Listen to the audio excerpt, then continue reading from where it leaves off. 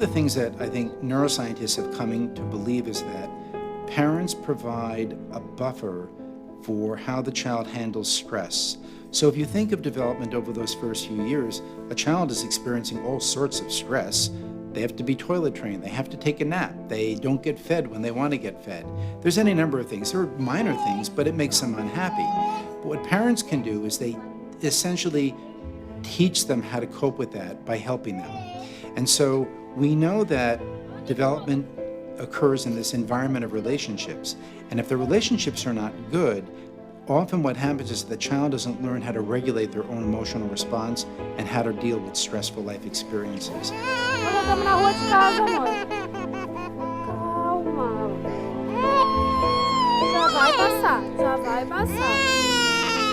Já vai passar. As they grow older and they start to experience real life stress, like, you've always done well in school, now you fail an exam for the first time. You have no experience on how to cope with failure. But if your family has helped you deal with other failures, you'll overcome that. Deixa eu te ensinar.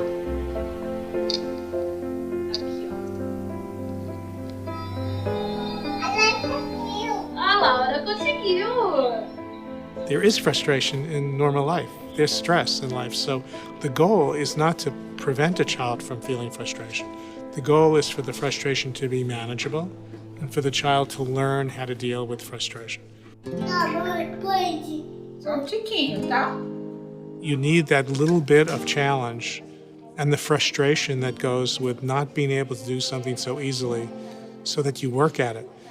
It's not only working at it to master that skill, it's working at it to develop a sense of what it's like to work for something that's not that easy. If you never get that experience, if every time you try something that's a little bit frustrating, an adult comes and does it for you, how do you learn how to deal with frustration? Which is a very important thing to learn.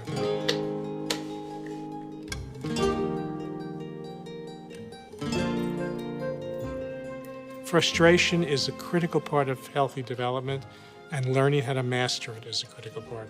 So it could be in playing, engaging, things kids want to eat.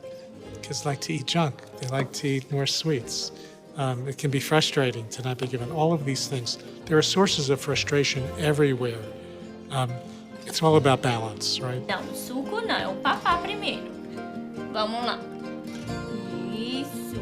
I think that we can nurture children's persistence by letting them try things, letting them learn from their mistakes, not trying to correct everything they do so quickly.